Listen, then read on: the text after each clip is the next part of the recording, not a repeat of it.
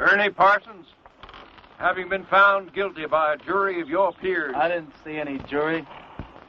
Well, they was around. Anyway, what difference does it make? You gunned down Windy Jones, and he was one of our most beloved and respected citizens.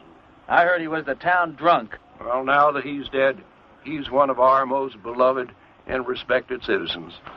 I don't care who he was. I didn't kill him. You've got the right to hear a few words from a preacher. Unfortunately, our preacher's out of town, but luckily, we got Farley Millard here, and he's a feed and grain salesman, and he owns a Bible. No, thanks. Now, what does that mean? I don't want any feed and grain salesman praying over me. I don't want anyone praying over me. I don't believe in that stuff. You ready, Max? Oh. You got one more inalienable right to speak a few last words, and I mean a few. We don't want one of them things where the cam takes off with a Declaration of Independence. Well, go on. Well, I'd just like to say that this is the lousiest town that I've ever been in. Well, I've met a better class folk in a San Francisco opium parlor. Drunken pool hall bum would be considered too high tone for these parts. And as for your system of justice, well... That's enough. You see what I mean? He was just one breath away from the Declaration. All right, Max. Don't do it! Don't do it! Don't do it! Don't do it! Ed Loach just confessed. He killed Wendy in a drunken barroom brawl about a pregnant Indian squaw. Ed claims Wendy was the father and that he was acting as the avenging angel. Wendy was going to be the father or something? That's what Ed says.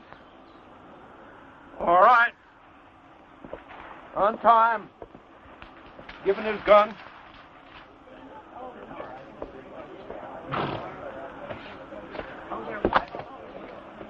Now, that's the way out of town, son. Take it, keep on going, and don't you never come back. You heard her. I'm not guilty. Even so, we don't want no fast guns in this town. Fast guns raid alongside with lepers in this law-abiding community. Can I ride back to town long enough to get some food? That's the way out, son. Don't press your luck.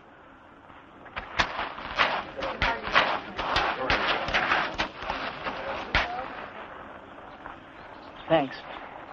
Bye. I'm going with you. You don't have to. I'll be back. When? Whatever you do, don't leave town. Wait. Never give up hope. See ya.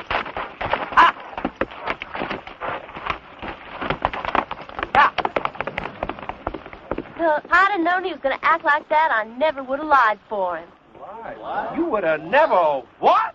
I don't care. I thought he was cute. There ain't a man around here I'd have as a gift. And he took a bath every so often besides. After him!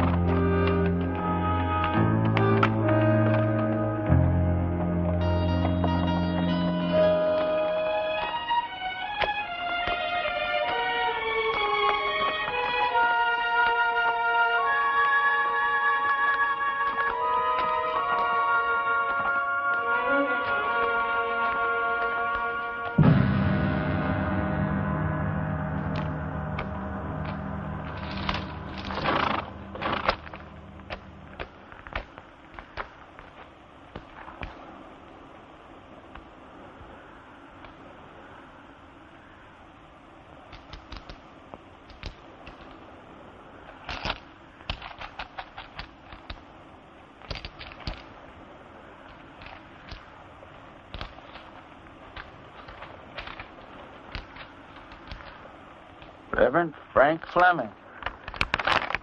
Well, pleased to know you, Frank. Dear Reverend, everybody in Castle Walk is real excited about you coming here. We ain't had a preacher here in over 3 years. When our last one left in such a hurry, he didn't even say goodbye. He was a pious man, but he had a yellow streak down his back. We're all looking forward to meeting you for the first time. We're all looking forward to meeting you for the first time? I don't know how long you'll be willing to stay, but you'll be welcome every minute of it.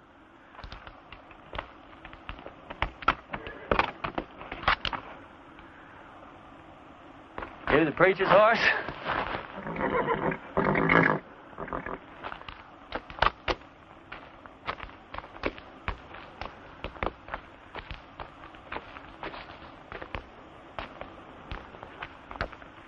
Let's see what you got, pal.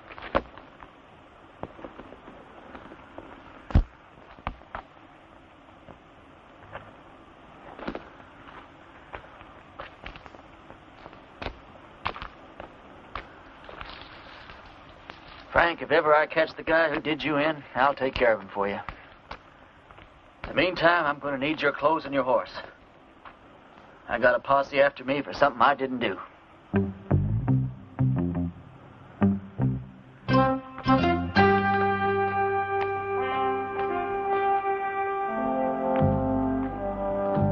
I'd say a prayer for you, Frank, but coming from me, I'm afraid it's liable to do you more harm than good.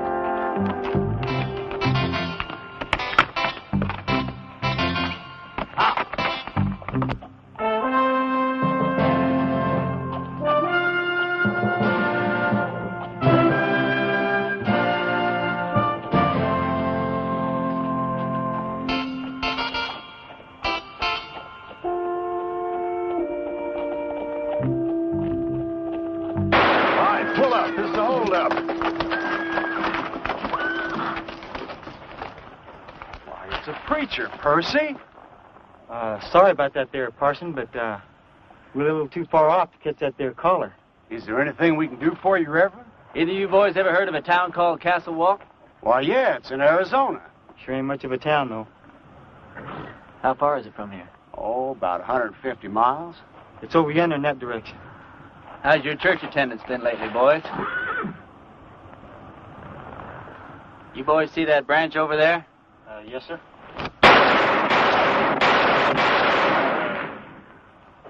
That was four for the Lord, boys. He loves you, but he hates your profession. Yeah, I can see how I would. I want you boys to go and sin no more. We surely won't, Parson. As soon as we can afford not to. Preacher, you being so good with that gun and all, how come you didn't just kill us as we was riding up here? Because you boys are children of the Lord, just as much as I am.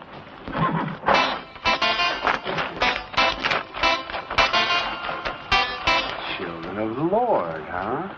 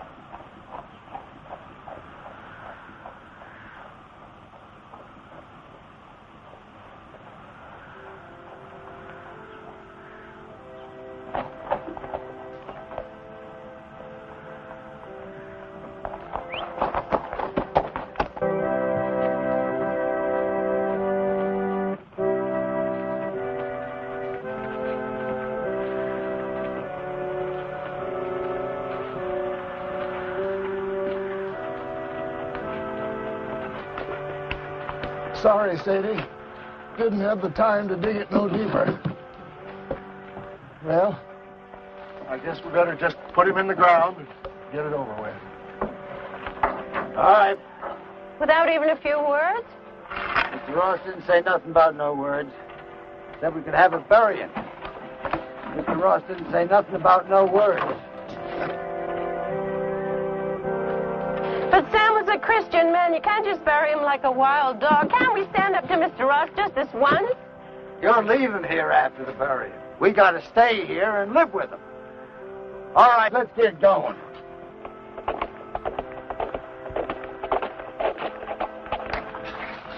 Wait a minute. Is it one of Mr. Ross' men? Looks like a preacher. Well, what do we do now?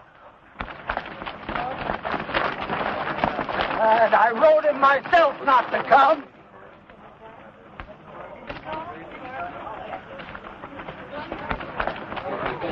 Thank God you're here, Reverend. I've got many receptions in my life, ma'am.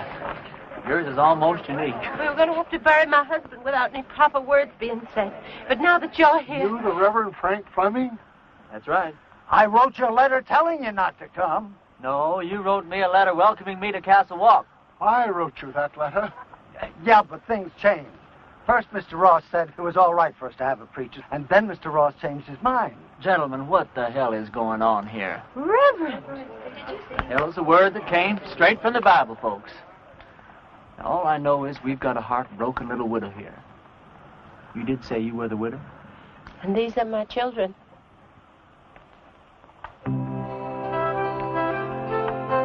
That's a child? She's 18. Oh, she certainly is.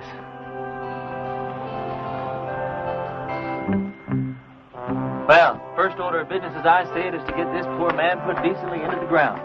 Oh, thank you, Reverend.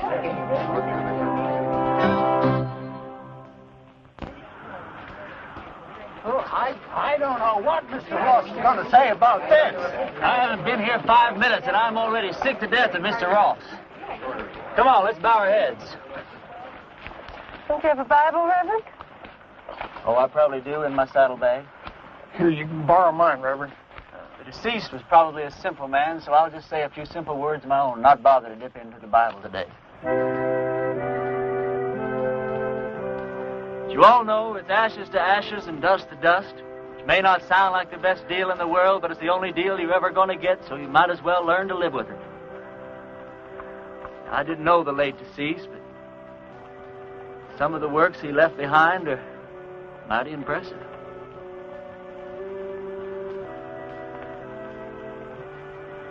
Well, what did he die of? He was shot in the back. May the full wrath of the Lord fall on people who shoot other people in the back. It's a rotten, sinful way to make a living. Amen. Amen. I can't thank you enough, Reverend. I'd like to say more, but Mr. Ross only gave us half an hour to get out of town after the funeral. You're leaving town? You taking her with you? Mr. Ross said we all had to go. Who is this Mr. Ross? He's a mean, miserable, murdering thief, and he runs everybody in this part of the country. There ain't a soul of us that had a single, solitary, happy day since he rode in here and took over. He's going to hear every word that you said. Yeah, and he'll probably kill me. But at least I got to say something that should have been said before I died. Why is he running this woman out of town? My husband, Sam, was the only man in these parts to stand up to Mr. Ross. So he had Sam killed. He let us take one wagon load of our things. We'd better get started. Ma'am, the only place you're going is back to your ranch. I'm sure with the help of all these fine citizens that we can make Mr. Ross see the error of his ways. Reverend, you don't understand the situation around here. Mr. Ross is a powerful, powerful man. He's got money and influence. And he's got 20 top gunfighters working for him. Before I tell you people what I really think of you, I'm going to tell you something about gunfighters. Now, Ross doesn't have 20 top gunfighters working for him because there ain't 20 top gunfighters in the whole U.S. of A. Now, what Ross probably does have is about 15 cowboys that wear guns for ornaments. They do just fine at shooting up a saloon or making some terrified dude dance a little jig. Ross has probably got about 3 men who are pretty good at getting their guns out of their holsters, but no good at hitting anything once they do. Which leaves about 2 or 3 men that might honestly be called gunfighters. Not top gunfighters. More like second or third raters. So you see, you folks have been letting yourselves be rousted around by a bunch of 2-bit yahoos. How come you know so much about gunfighters, Reverend? The Lord's work takes one to many places and many climes. Matthew 31. There ain't no Matthew 31. Well, there ought to be. Widow, I want you and your family to get in the wagon. I'm going to drive you home. You're going to sit next to me. Oh, I don't know, Reverend. Man, you don't look like the kind of woman that would back away from a little fight. Where's your faith? My faith is in good shape, Reverend. And if you're willing to take the risk, so are we. Get in the wagon, kids. Us and the Reverend are going home.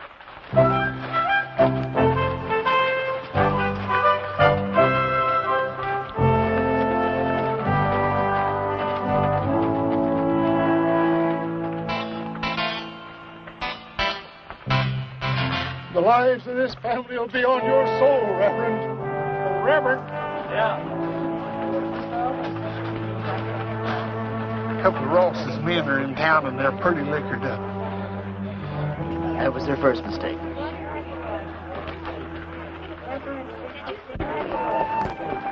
You ride my horse, son. Okay.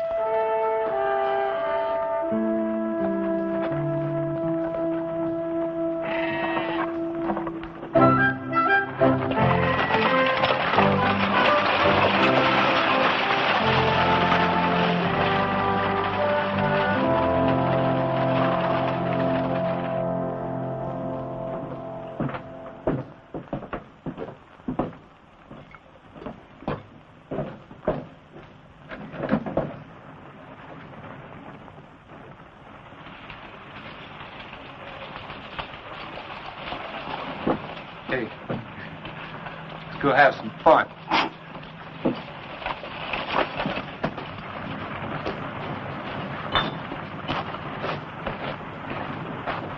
Remember the children, Reverend. Those are just two of the cowboys, ma'am. Who? Where do you people think you're going? Where's the place that Ross would least like us to go? I'd say her ranch. Well, that's exactly where we're going. Wait till Mr. Ross hears about this. Mr. Ross is a skunk of doubtful parentage. Mr. Ross is so low he could walk under a rattlesnake's belly wearing a high hat. And that's what I think of Mr. Ross without ever having met the man. Now, that was indecisive, cowboy. Could have very easily cost you your unimportant life.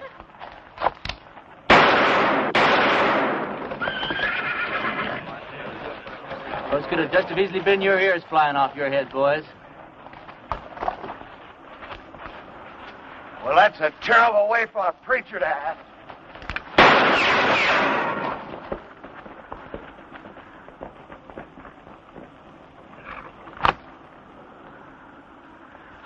The Lord wants someone to move. He wants them to move.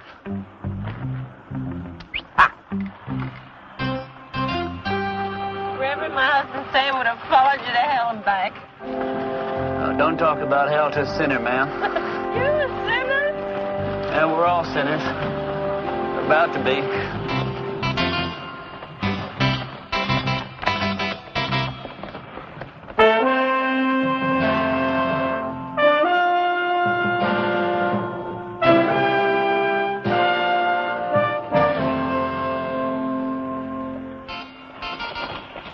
All right, kids, as soon as we stop, I want you to get the wagon unloaded. I want to get this family settled in before dark. You don't mind if I order your kids around a little, do you, ma'am?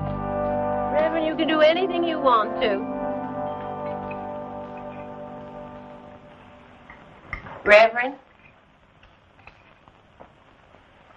Reverend? Yes, ma'am. Reverend, this hole in the back of your coat, it looks like a bullet hole. Well, that'd be my guess, ma'am. You guessed? How could a man be shot in the back and not know it? Well, I was carrying that coat over my arm when the shooting took place.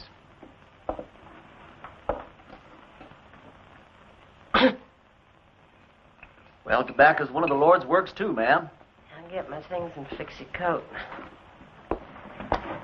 Do you think Mr. Ross and his men are going to come down and get us tonight? No, not tonight, honey. I'd imagine that Sunday in church would be where he makes his first play. Aren't you scared at all? Oh, I'm scared, all right, Sally. But not the kind of scare that'd make me knuckle under to the likes of that Ross.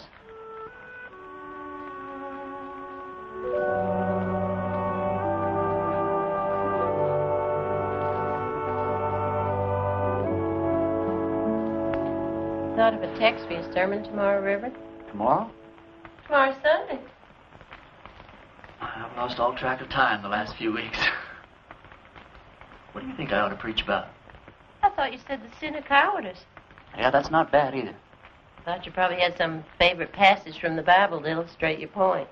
Oh, I do. Several of them, as a matter of fact. But what's your favorite passage from the Bible that would illustrate that point, ma'am? I think it would be Luke 12.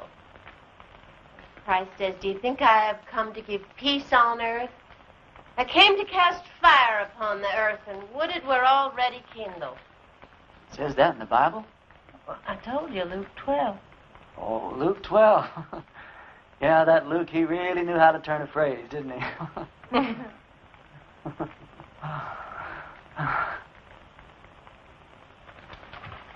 Clean your clothes up for the services. Well, I'd appreciate that.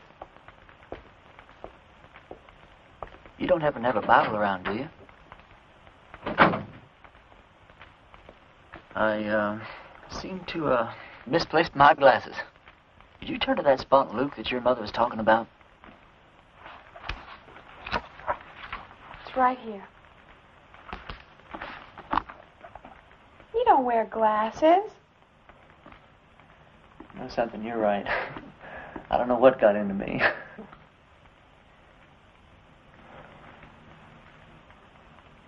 Well, good night.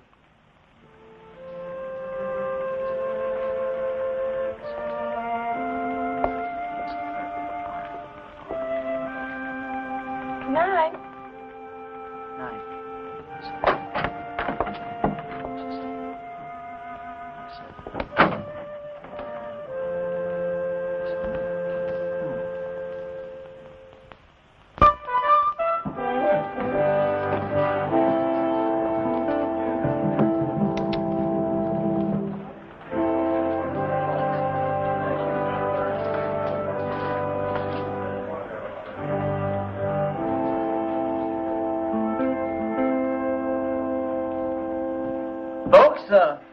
I'm going to read you from Matthew chapter 10 and verse 34, although Luke says pretty much the same thing in his 12. "Think not that I am come to send peace on earth. I came not to send peace, but a sword." Now, I don't know what that means to you, but I know what it means to me. It means that while God loves peace, when the occasion arises, He's not reluctant to use the sword. Matter of fact, when the occasion calls for it, He might become downright irritated if you don't use the sword, or the gun, or the rope, or whatever's handy.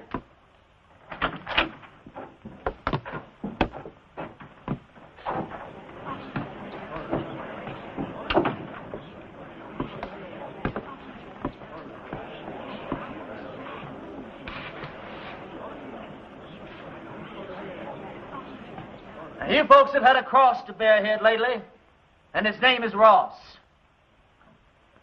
They say that people get the kind of lives they deserve, and I guess they do. But when men won't fight for their wives, women, and children, and when their women won't make them fight for what's right, then these people don't deserve any kind of lives at all. That's exactly what you got.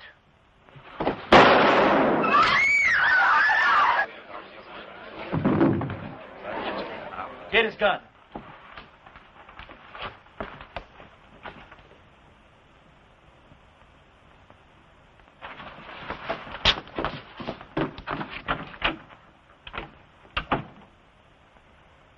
Never done it? I don't think you could possibly realize what an awful thing it is to kill a man. I don't know who God must be mad at the most. That man for wasting his life at the order of some tin-horn dictator? Me for having to do this thing in his own house? You people haven't quit before the fight even got started. I haven't got the heart for any more church today, that's all.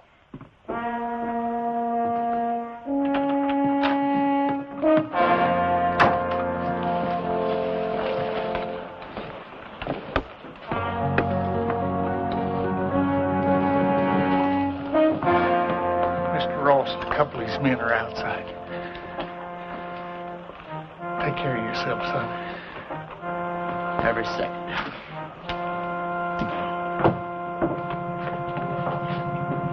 Bring that body outside.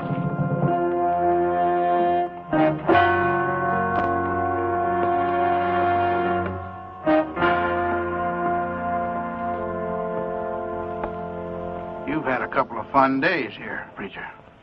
Well, I tell you, Ross, The name is Mr. Ross. The name was Mr. Ross.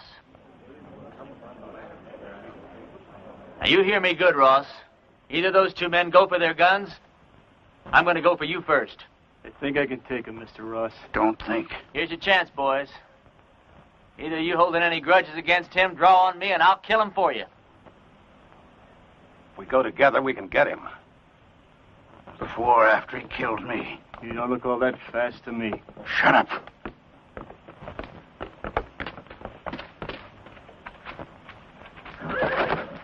Friend of yours, Ross?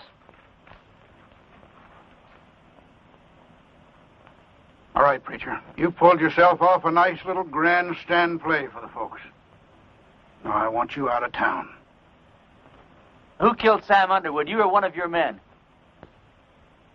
I'm going to find out if I have to take the whole bunch of you to pieces. Give me the word. I'm sure I can beat him. We'll go on back to the ranch. I'll be there in a minute. You sure? Now.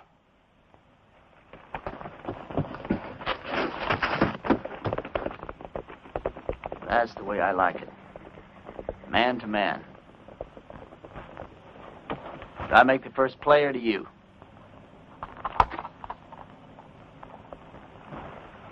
I just changed my mind, preacher. I don't want you out of town. I want you right here where I can get you anytime I want you. Service is next Sunday at 10 o'clock, and there's a 4-bit fine for being late.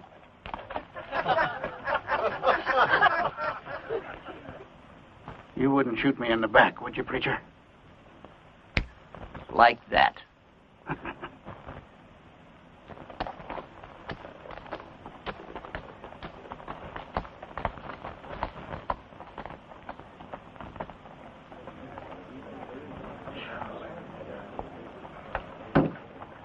Any of you folks think your preacher doesn't deserve a drink after the events of this morning?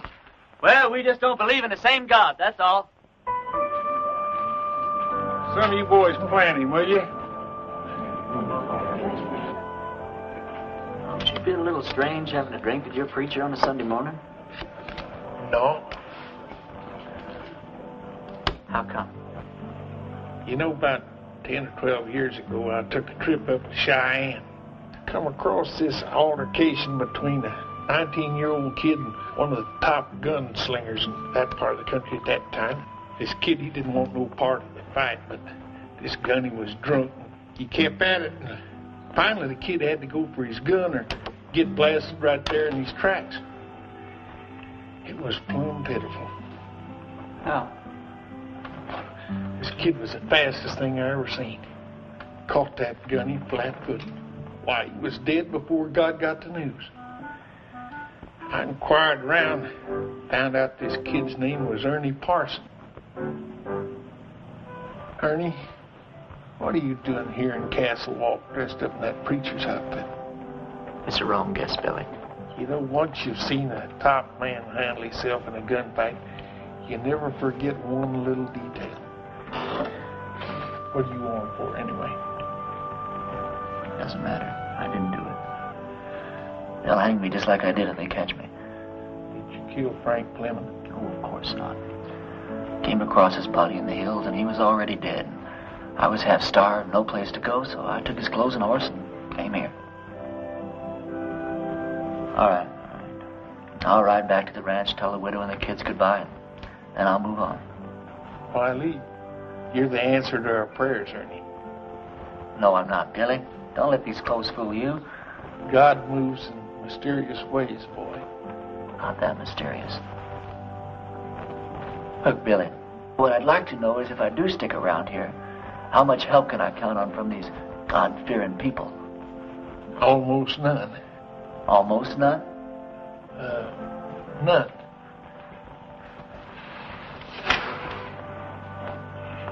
Which is just God moving in his mysterious way to get me killed. God will smite the sinners of Castle Walk just as surely as he smote the Philistines. Smote. For the time is at hand when you will hear of wars and rumors of wars. Be not afraid, for this must first take place. Nations will rise against nations, kingdoms against kingdoms. Not a head on your hair or a hair on your head will perish. And I quote Luke chapter 21, verse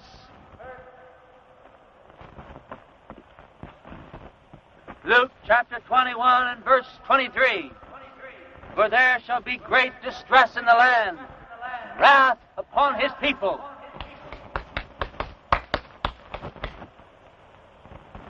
I brought you some lunch. I didn't know preachers had to practice. Well, it's either that or watch the collections fall off. Huh? Oh, that's a real bad joke I stole from the Methodists.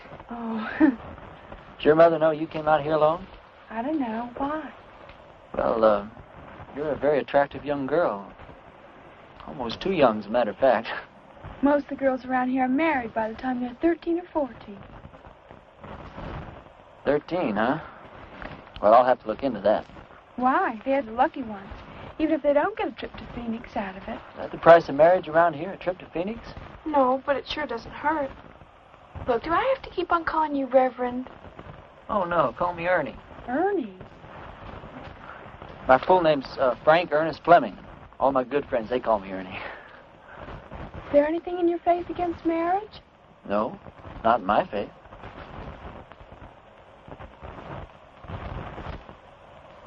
Look, Sally, sit down.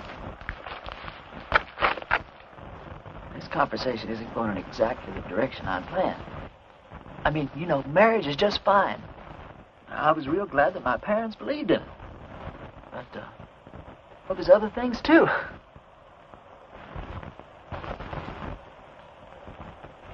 You don't know what I'm talking about, do you? I know what you're talking about. Let's see. What's the matter? Oh, it's these clothes and this collar. It's just, I'm not going to get anywhere dressed like this. I don't see that it makes much difference. You would if you were dressed like a nun. It's just the wrong outfit for what I had in mind.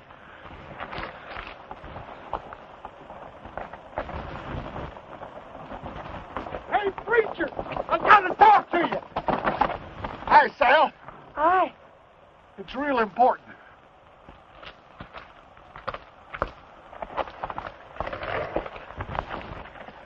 You know a gunfighter named Jake McCoy? Yeah, I know of him. He's in town. My blessings on him. And he's working for Ross. Is he really good? Yeah, he's the best. You can take him, can't you? You sure he's working for Ross? Yeah, and he's looking for you. Although he don't know who you really are. That doesn't matter. Or does it? Where's he at now? Well, he's at the men's saloon when I left town.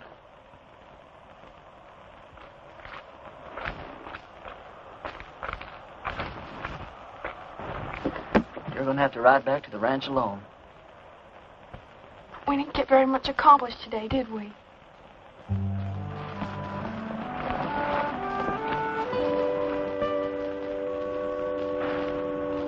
Can't you just feel the ice breaking all around us?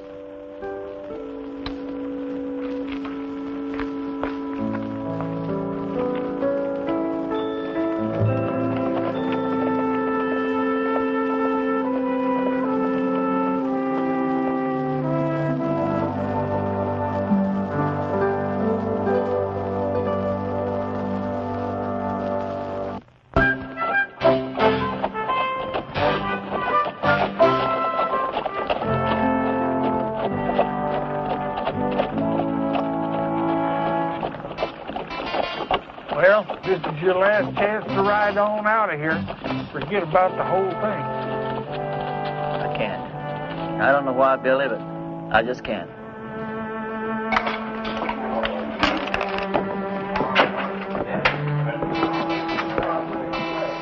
him will be on him at the table. He's already spotted you.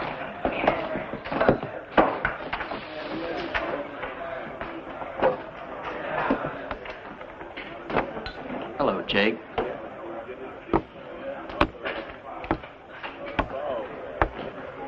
I was just about to go looking for you.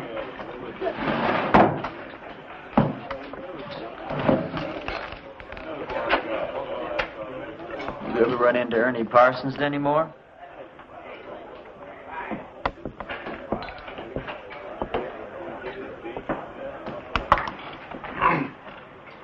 I've never run into Ernie Parsons. Any time, any place at all, ever.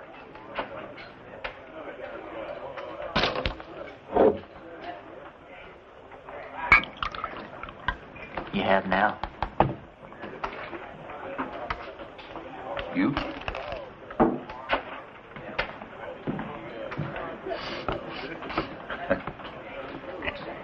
You going to the church? Into hiding for the winter. Oh. I always heard you were kind of smart. I never heard that about you.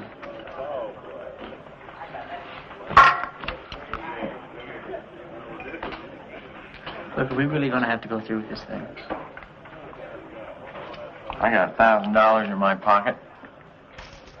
And the girl waiting for me in Boulder City says I gotta go through with it. You all that sure you can beat me? You all that sure I can? Anything I hate is a stupid, senseless fight. Come on.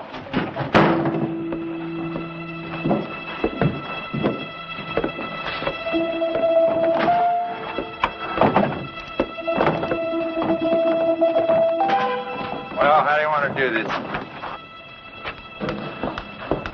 Billy, when we get in position, flip a coin. When it hits the ground, we go for our guns, all right? All right. Jake?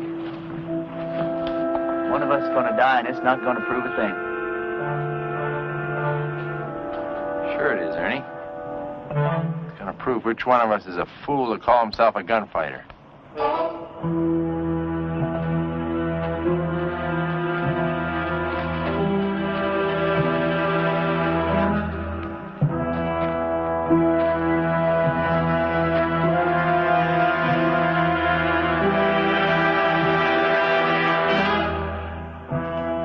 Ready?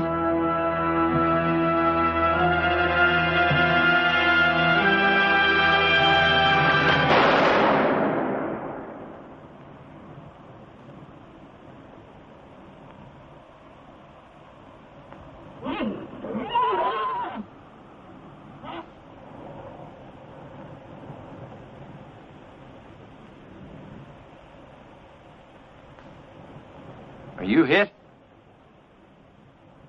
You?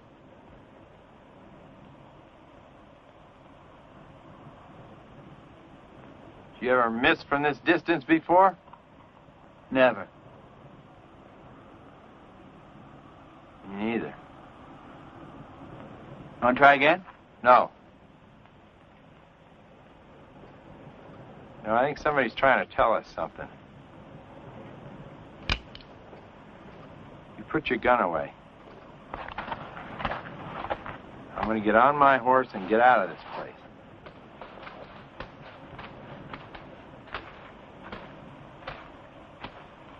I beat you. You know that, don't you? Oh, no, you didn't, and you know dang well you didn't, Jake. You gonna give Ross his $1,000 back? No, I'm late for my date.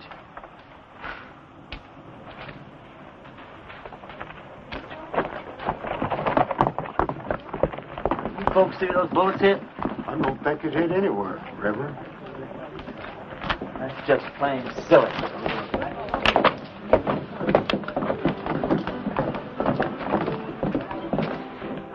Hold on.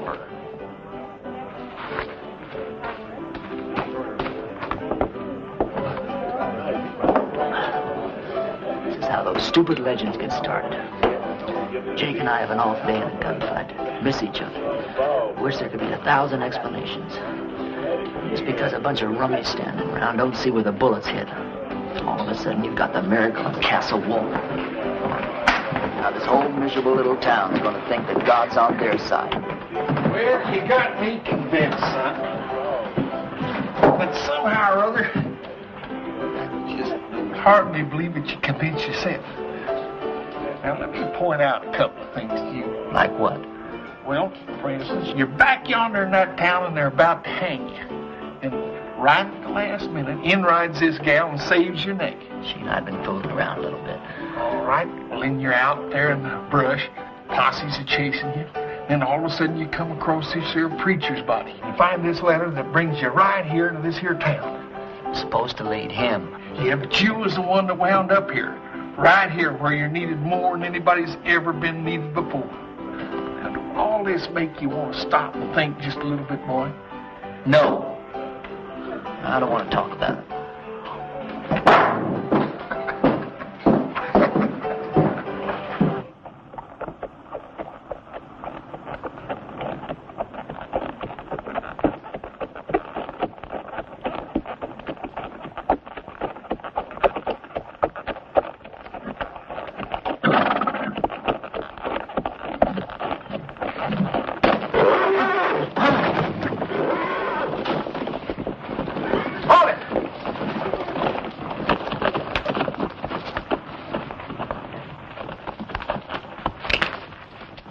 You should have listened to me when I told you to get out of town. You shouldn't have backed out in front of me the other morning either. Now, this whole town's going to have the idea that you're just a little less than the tin god you pretended to be. Just tell me one thing. What really happened between you and Jake McCoy?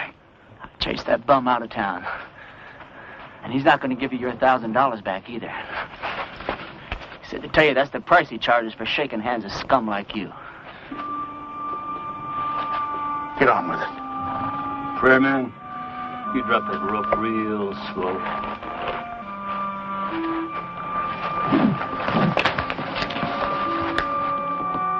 Drop it.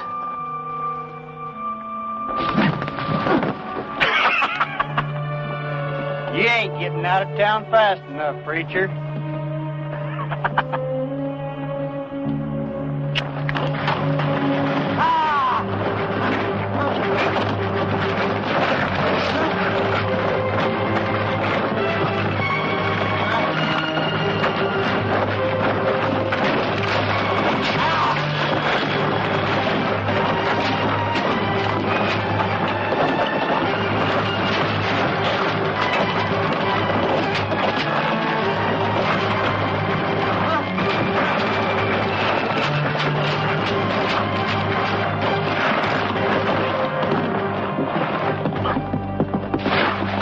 Now, preacher?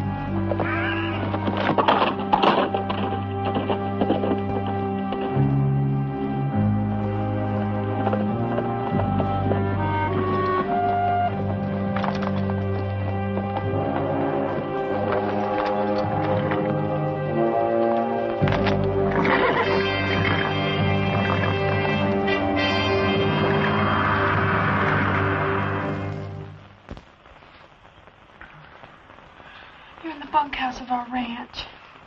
I thought it would scare the kids if they saw you like this. How'd you find me? When you didn't come home last night, I set out to look for you.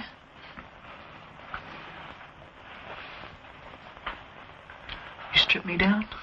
I'm a ranch girl with brothers. Don't make a big thing out of it. You're something brand new in my life, Sally. Are you strong enough to get up and get dressed and get out of here? Doesn't matter whether I am or not, I've got to do it. You turn your back, Sal. I'm not as advanced in my thinking as you are. Will I ever see you again? Sure, why not? I'm not going far. Well, you have to. When they don't get your body, Mr. Ross will never stop until they find you. Yeah, this is the first place he'll look. I want you and the kids to go out and dig a grave. Put some kind of a marker on it with my name. Tell Ross you found my body and buried it in the hills. Can I turn around now? Sure. Sally, I don't want anyone to know that I'm alive. I want it to come as a horrible shock to Ross. I want to start giving him trouble in ways he never dreamed of.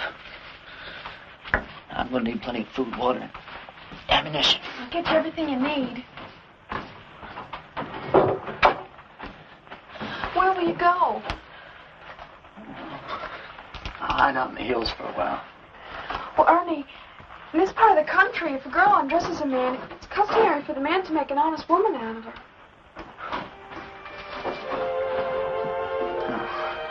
I'm sure that's true in every part of the country. If I live through the next little while, well, we'll have a serious talk about that. What's the matter? Well, just look at the way I look.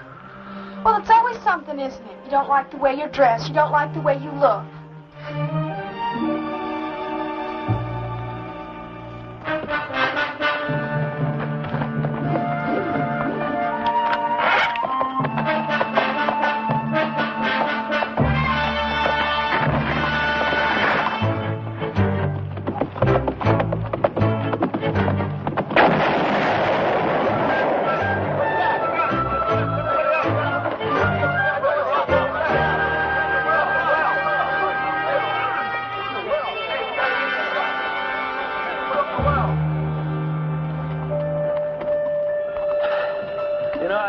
There's a bunch of outlaws operating up in these hills. Probably scared old Chet and Harley half to death. Blew up the well, too.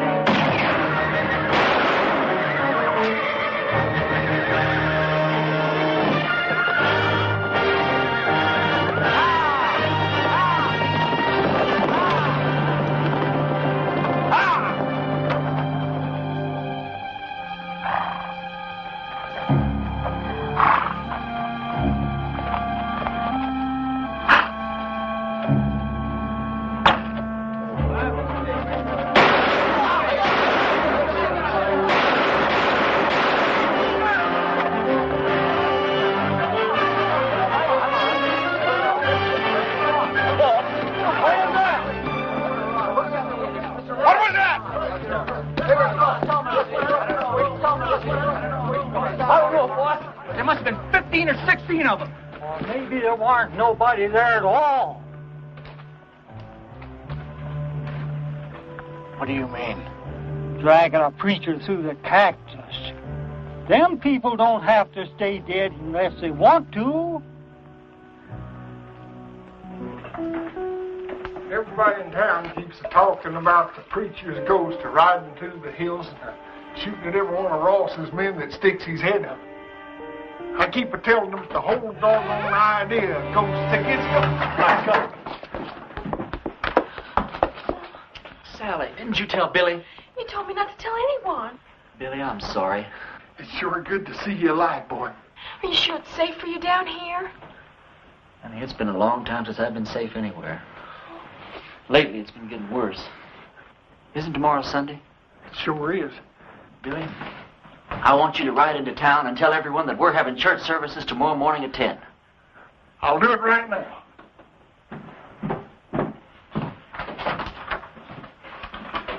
Sally told you our plans, ma'am? Yeah. You have any objections? No.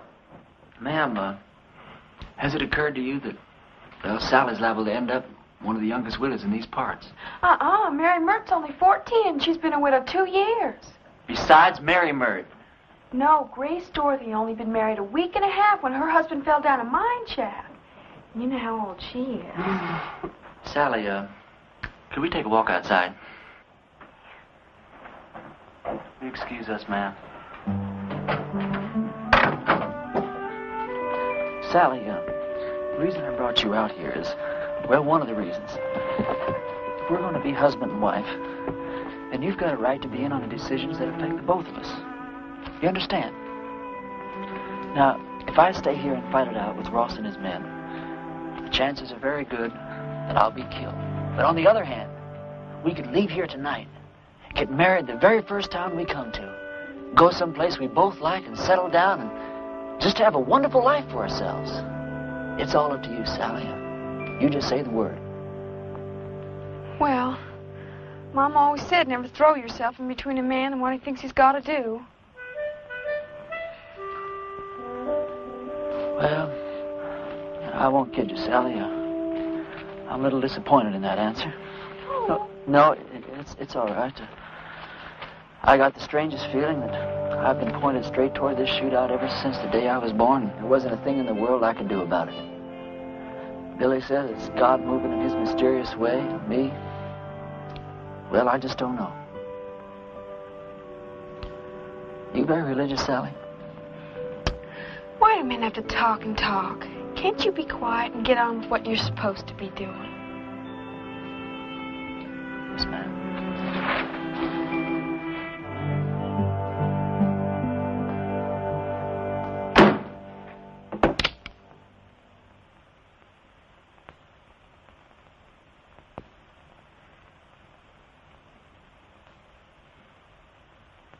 Folks, I'm here today as your preacher and as God's representative.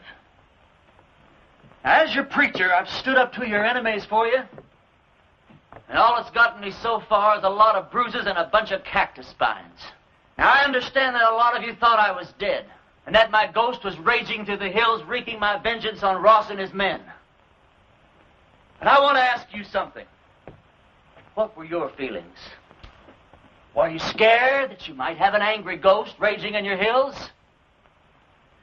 Or were you ashamed because not a single one of you came out to see if I was alive or if I might not need some help? Well, I'm warning you people. While you're sitting around waiting for God and me to do your work for you, God just might have some plans of his own. Maybe he's not as angry at Ross as he is at you.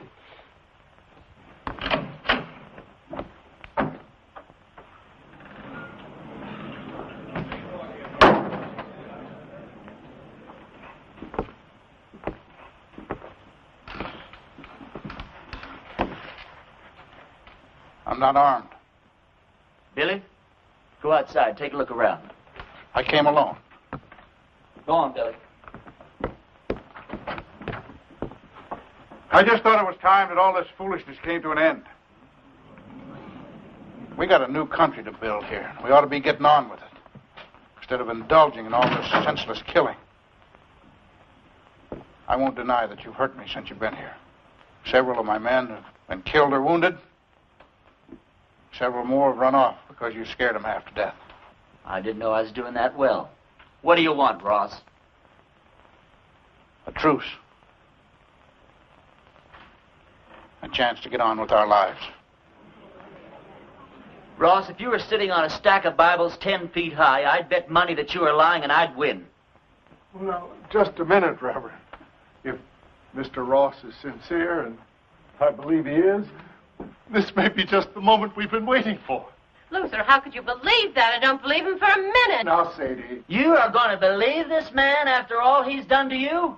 Jehoshaphat, Reverend. Anybody can make a mistake. If Mr. Ross is man enough to come here, Please. I didn't mean to create any dissension amongst the preacher's flock. Now, you've all heard what I have to say. Think it over.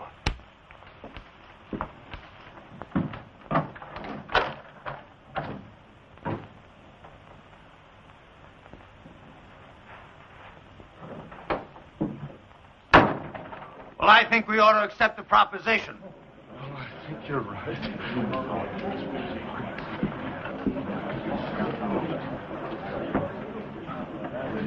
I have an announcement to make. Miss Sally Underwood and I are going to be married tomorrow morning at 11. You're all invited. I don't know. The second the ceremony is over, my wife and I will be leaving this God-forsaken town for good. The ceremony won't take place here in the church. It'll be at the Mint Saloon. You can say what you want about those people at the Mint, but they know why they're there and they do something about it.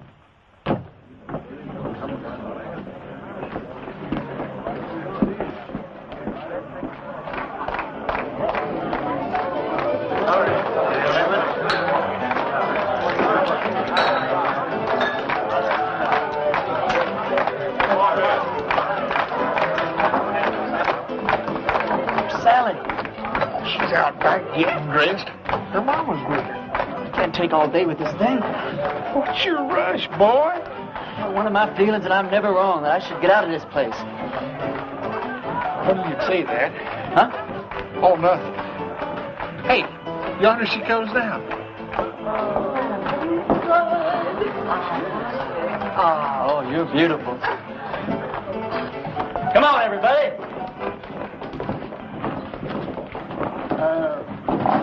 Don't you get the feeling that maybe something's missing here? I mean, who's going to perform the ceremony? You're the only preacher around here.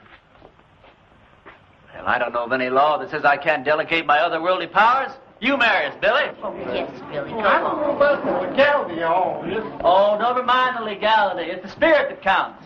Well, Now, I take Sally to be my wedded wife. You go on from there. well, dearly beloveds, we are gathered here today to unite this couple in holy. What's that? Reverend, you were right. Ross and his men have bypassed the town, and they're circling around, and they're coming in that way. Well, he's let us down again. Hold it down, hold it down. How many men? I counted 14, including Ross. How long before they get here? Not more than 5 minutes. Well, 5 minutes is plenty of time. Go on with what you were saying, Billy. I'll have to get ready for Ross, otherwise I won't stand a chance. We'll have to finish this thing later. All right, folks, this is it. Now you see how much his word means. Ross and his men are coming into town for just one reason, to get me. Because he knows if he kills me, there won't be enough fight left in the rest of you to hold off a bunch of sick old ladies. This thing works two ways.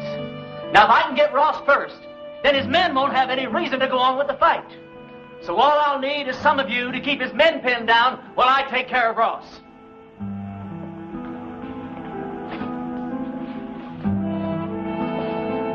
But the women and the children... You don't even have to come out in the open. You can shoot from the windows or from the roofs. You don't even have to hit anything. Just shoot fast and make a lot of noise, but keep his men pinned down.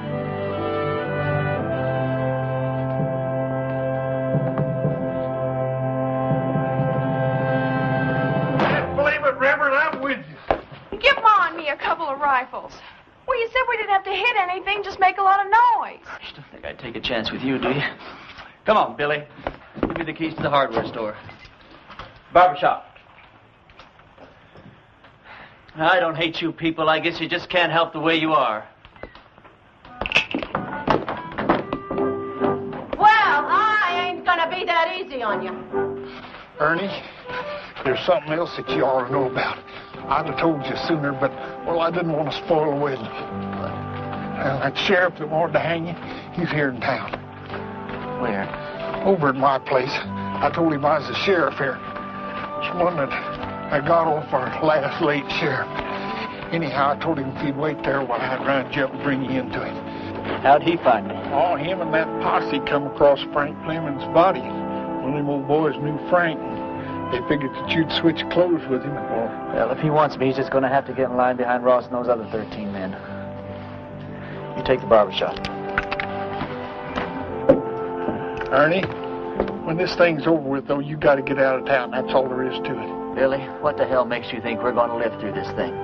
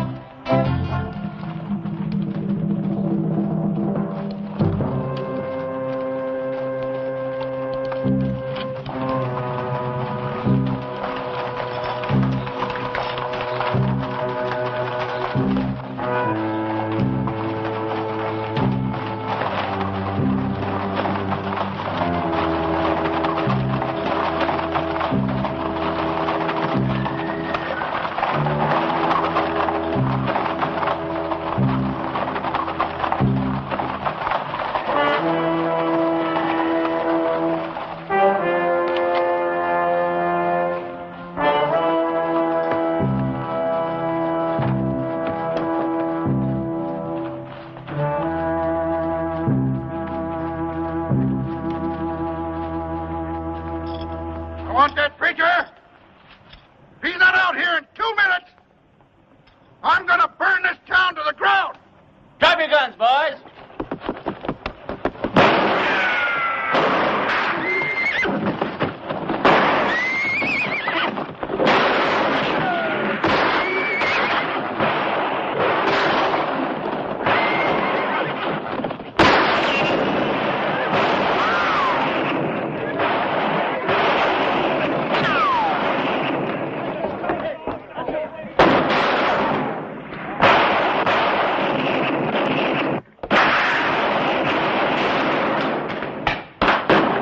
Preacher.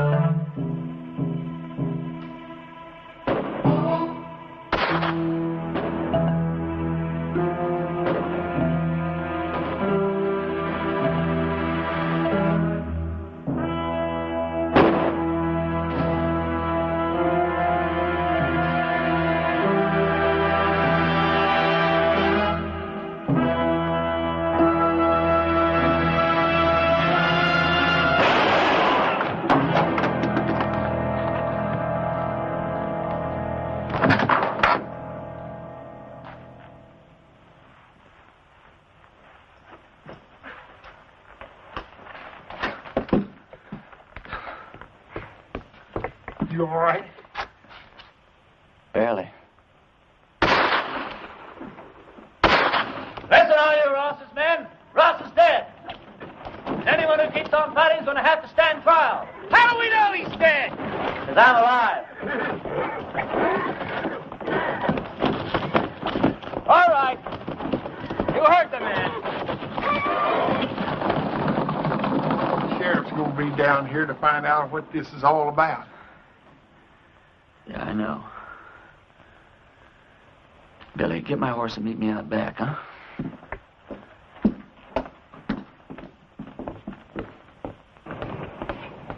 Go over to the men's saloon and tell Sally to meet me back at the ranch. We'll take off from there. No, I ain't going to do it. I'm a dang fool for going along with this thing as far as I have. I ain't going to go no further. What are you talking about? I ain't going to let you run away with that kid. Her not knowing who you are or what you are or what kind of a life she's letting herself in for. You think if I told her everything, she still wouldn't ride away with me? Well, of course she would, Ernie. Because she's 18 and you're her first love. Well, that's good enough for me. Ernie, when that sheriff finds out you've left town, you suppose that he's just going to give up? I can take care of him. Yeah, you can take care of him with one hand, or you take care of Sally with the other. Then if something goes wrong, why, she can just stand around with your baby in her and watch you hang. You think I could just ride off without telling her why? I'll tell her. Yeah, then what happens to her? Oh, she'll be tore up for a while, but she's young. She'll get over it in a month or two. Yeah, but I won't get over it in a month or two. I'll get your horse. I'll get it myself.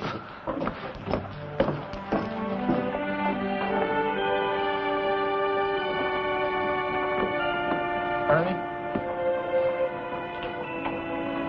this town owes you a whole lot, but it don't owe you Sally.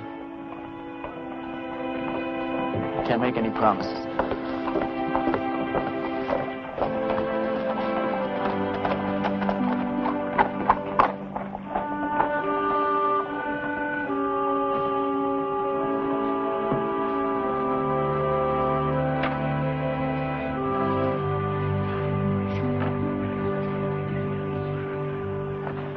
He's all right. He's not hurt, and he'll be here any minute. Damn it, Billy. You're right.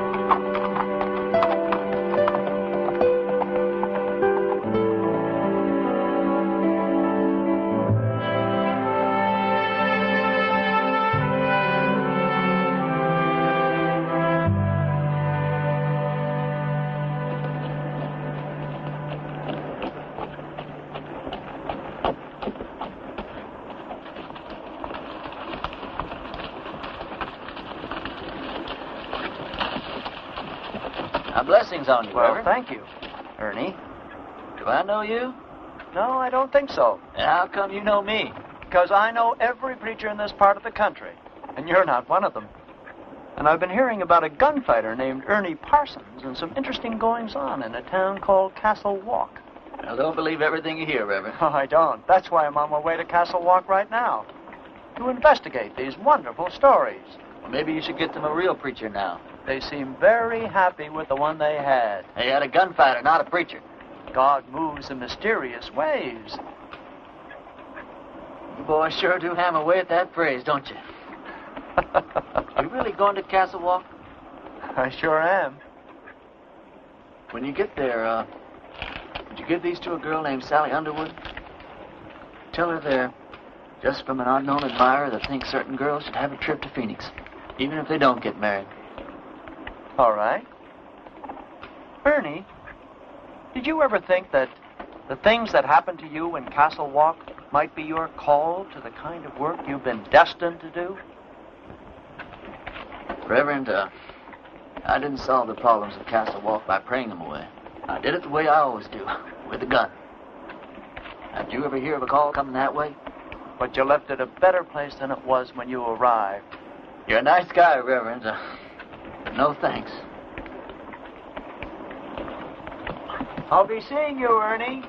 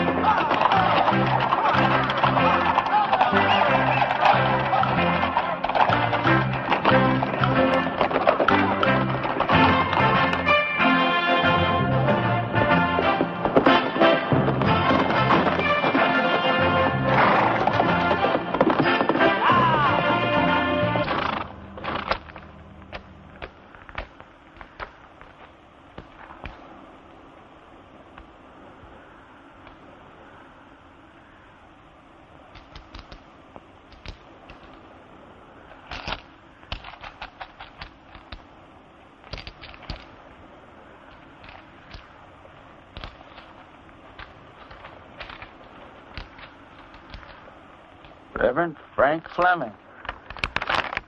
Well, pleased to know you, Frank. Dear Reverend, everybody in Castle Walk is real excited about you coming here. We ain't had a preacher here in over 3 years. When our last one left in such a hurry, he didn't even say goodbye. He was a pious man, but he had a yellow streak down his back. We're all looking forward to meeting you for the first time. We're all looking forward to meeting you for the first time? I don't know how long you'll be willing to stay, but you'll be welcome every minute of it.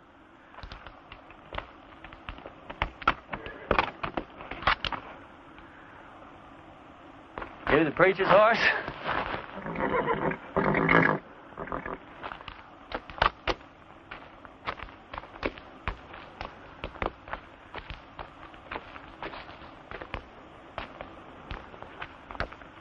Let's see what you got, pal.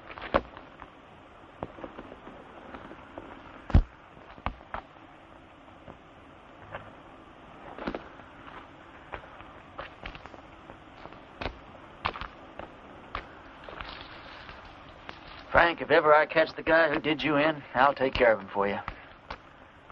In the meantime, I'm going to need your clothes and your horse.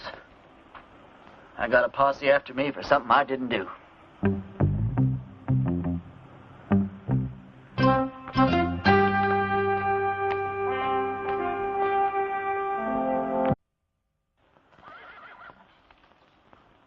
Ernie Parsons, having been found guilty by a jury of your peers. I didn't see any jury. Well, they was around. Anyway, what difference does it make? You gunned down Windy Jones, and he was one of our most beloved and respected citizens. I heard he was the town drunk. Well, now that he's dead, he's one of our most beloved and respected citizens. I don't care who he was. I didn't kill him. You've got the right to hear a few words from a preacher. Unfortunately, our preacher's out of town, but luckily, we got Farley Millard here, and he's a feed and grain salesman, and he owns a Bible. No, thanks. Now, what does that mean? I don't want any feed and grain salesman praying over me. I don't want anyone praying over me. I don't believe in that stuff. You ready, Max? Oh. You got one more inalienable right to speak a few last words, and I mean a few. We don't want one of them things where the cam takes off with a Declaration of Independence. Well, go on. Well, I'd just like to say that this is the lousiest town that I've ever been in. Well, I've met a better class folk in a San Francisco opium parlor. Drunken pool hall bum would be considered too high-toned for these parts. And as for your system of justice, well... That's enough! You see what I mean? He was just one breath away from the Declaration. All right, Max. Don't do it! Don't do it! Don't do it! Don't do it! Ed Lowe's just confessed. He killed Wendy in a drunken barroom brawl about a pregnant Indian squaw. Ed claims Wendy was the father and that he was acting as the avenging angel. Wendy was going to be the father or something? That's what Ed says. All right. On time. Give him his gun.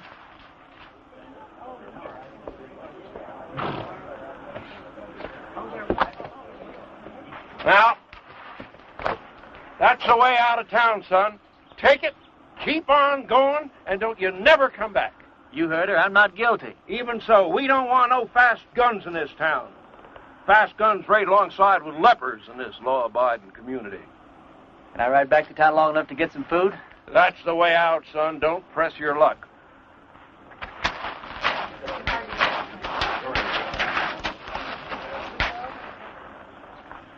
Thanks. Bye. I'm going with you. You don't have to. I'll be back. When? Whatever you do, don't leave town. Wait. Never give up hope. See ya.